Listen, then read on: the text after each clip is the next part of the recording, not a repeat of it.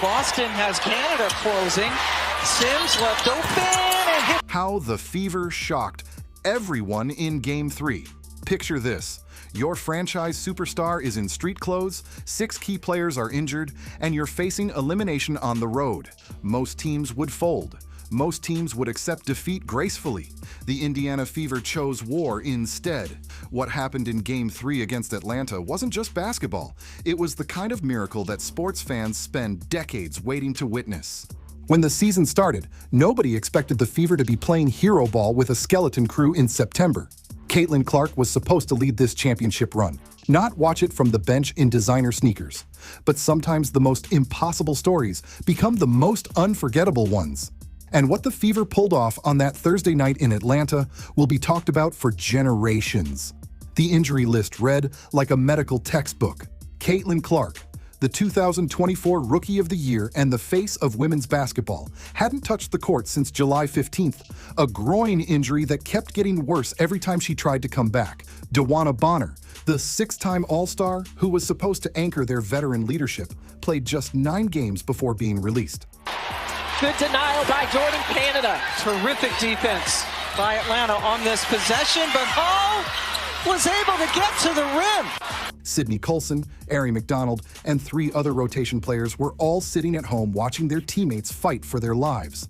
This wasn't just losing depth. This was losing the entire foundation of what the team was built on. Imagine trying to build a house when half your materials disappear overnight. That's what Coach Stephanie White was dealing with. She had to completely reinvent her rotations, her strategies, and her expectations. Most coaches would have thrown in the towel and started planning for next season. White decided to fight with whatever she had left. But here's what made the situation even more brutal. The Fever hadn't won a playoff series since 2015. Think about that for a second. 10 years of disappointment, 10 years of early exits, 10 years of watching other teams celebrate while they went home empty-handed. The last time they made it this far, the league looked completely different. Social media was barely a thing. Most of these players were still in high school dreaming of making it to the WNBA someday. That kind of drought doesn't just affect the players on the roster. It seeps into the organization, into the fan base, into every decision that gets made. When you haven't succeeded for that long, doubt becomes your constant companion. Every close game feels like it could slip away. Every bad call feels like destiny conspiring against you. The weight of all those failed seasons was sitting on their shoulders as they prepared for what could be their last game of the year. Returner in, put that matchup with Griner. Indiana denying. They are denying all over the floor. Ray! Game 3 in Atlanta was pure survival mode. Win or watch everyone else play for championships while you clean out your lockers. The Gateway Center Arena was packed with nearly 4,000 Dream fans who smelled blood in the water. Every possession felt like it lasted forever. Every missed shot echoed louder than it should have. The crowd was trying to will their team to victory and push Indiana toward the exit door. This is where most undermanned teams crumble. The pressure, the noise, the realization that you're running out of miracles. But something clicked for the Fever in those final minutes that defied all logic. They stopped playing like they were hoping to survive and started playing like they belonged on that stage. Kelsey Mitchell turned into a scoring machine when it mattered most. Atlanta knew she was their primary threat and threw everything they had at her. Double teams, physical defense, constant pressure. Mitchell didn't back down. She poured in 24 points, with 19 coming in the first half to keep them in the fight. Every time it looked like the Dream might pull away, Mitchell would find another gear and drag her team back into contention. What made her performance even more impressive was how she adapted when the shots weren't falling. Instead of forcing bad looks, she started creating for others. Her court vision and basketball IQ took over when her shooting touch wavered. She was playing like a veteran who understood that sometimes leadership means knowing when to distribute instead of dominate. Aaliyah Boston was fighting a war in the paint against Ryan Howard and the Dream's interior defense. On paper, she was overmatched. They had size and experience advantages that should have neutralized her impact. Boston refused to be intimidated. She used every trick she'd learned in her young career to create space, get good looks, and control the boards when it mattered most. Her stat line of 14 points, 12 rebounds, and 6 assists only tells part of the story. Every rebound came in traffic. Every assist meant finding an open teammate when the defense was focused on stopping her. She was playing with the poise of someone who'd been in these moments before, even though this was uncharted territory for her career. Odyssey Sims brought something the Fever desperately needed: fearless aggression. She hadn't been with the team all season, but she played like she'd been waiting her entire career for this moment. 16 points and 8 assists from someone who was supposed to be a role player off the bench. She attacked the rim with no hesitation, absorbed contact without complaining, and made the kind of plays that shift momentum in crucial stretches. Natasha Howard and Brianna Turner were doing all the dirty work that doesn't show up in highlight reels, diving for loose balls, setting hard screens, contesting every shot attempt, the kind of effort that coaches dream about and teammates feed off of. They turned defense into offense and made sure every possession was contested. But the story everyone will remember forever belongs to Lexi Hull. For most of Game 3, she was having the kind of shooting night that players have nightmares about. Open looks wouldn't fall, good shots rimmed out. The frustration was written all over her face as the misses piled up. In a game where every point mattered, she couldn't buy a basket. With the season hanging in the balance and less than 30 seconds on the clock, Hull's entire night came down to one defensive play. Atlanta had the ball, trailing by just 1 point, with a chance to steal everything Indiana had fought for. The Dream were setting up their inbound play, looking for one clean look to end the Fever's miracle run. Hull read the pass perfectly. She anticipated the angle, jumped the route, and snatched the ball clean out of the air for a game-sealing steal. In that split second, her worst shooting performance became her most important moment. Complete skill set in all that she can do.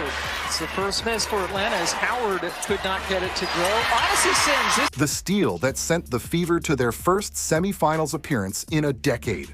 The celebration that followed was pure, raw emotion. Players who had carried the weight of a franchise's disappointment for months were finally able to let it all out. Kelsey Mitchell was one of the first to grab her teammates, unable to hide the relief and joy flooding through her. Aaliyah Boston had tears streaming down her face as the reality of what they'd accomplished hit her. Lexi Hull clutched the game ball like it was made of gold, showing it to every camera she could find. For someone who had struggled all night, this was validation that basketball is about more than just making shots. Sometimes the biggest plays come when you least expect them from the players you least expect to make them. Even Caitlin Clark, despite being forced to watch from the sidelines in street clothes, was right in the middle of the celebration. She had spent the entire night on her feet, waving towels, screaming encouragement, and pouring her heart into every possession. Her social media post after the game said everything, FEVRSHOW, in all caps with hearts and team colors. But the euphoria came with a reality check. Waiting for them in the semifinals are the Las Vegas Aces. That's Asia Wilson, the reigning MVP and one of the most dominant players in WNBA history. Chelsea Gray, Jackie Young, and a championship roster that has been to the mountaintop before. This isn't just another opponent. This is the gold standard that every team measures themselves against. Aces coach Becky Hammon didn't make it any easier, sending a warning shot by telling reporters that Indiana hasn't seen the real Aces yet. That's the confidence of a team that knows they haven't played their best basketball and still expects to dominate. The Aces have championship experience, playoff depth, and the kind of talent that can exploit any weakness. Indiana knows exactly what they're walking into.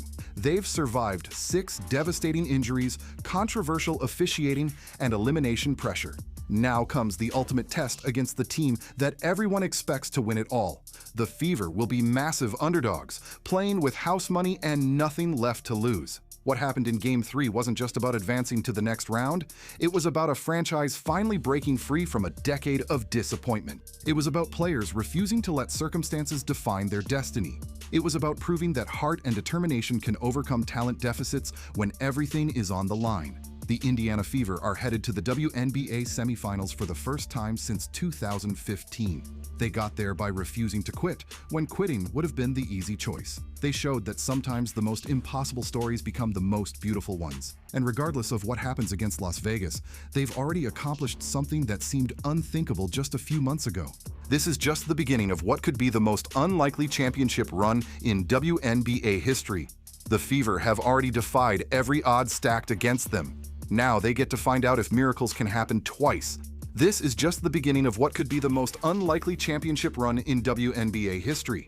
The Fever have already defied every odds stacked against them. Now they get to find out if miracles can happen twice. Because here's the thing about momentum in sports. It's either your greatest weapon or your cruelest enemy. Right now, Indiana has something that can't be coached, can't be bought, and can't be replicated. They have absolutely nothing to lose and everything to prove. The basketball world is watching now. ESPN analysts who wrote them off are scrambling to explain how a team missing 6 players just made the Final Four. Betting odds that had them as massive underdogs are being recalculated every hour. Social media is exploding with highlight reels of Lexi Hull's steal and Kelsey Mitchell's clutch scoring. This isn't just a feel-good story anymore, this is appointment television. But the Fever aren't satisfied with just making noise. They've tasted what it feels like to silence doubters, and that's a drug that championship teams get addicted to. Every practice from here on out will be different. Every film session will carry weight. Every player who steps on that court knows they're not just representing Indianapolis anymore. They're carrying the dreams of everyone who's ever been counted out before they had a chance to prove themselves. The pressure is about to shift completely. Las Vegas was supposed to cruise through these playoffs. They were supposed to face a full-strength team with championship experience. Instead, they're staring down a group of players who have already accomplished the impossible and aren't afraid of doing it again. Sometimes the most dangerous opponent is the one who's already survived their worst-case scenario. This is how legends are born. Not in boardrooms or draft rooms, but in moments when everything falls apart and someone decides to build something beautiful from the wreckage. The Indiana Fever just announced to the entire WNBA that the old rules don't apply anymore. Now we get to see if they can rewrite the ending that everyone thought was already written. The countdown to the semifinals has officially begun, and somewhere in Indianapolis, a city that hasn't celebrated a WNBA playoff series win in 10 years, is getting ready to believe in miracles again.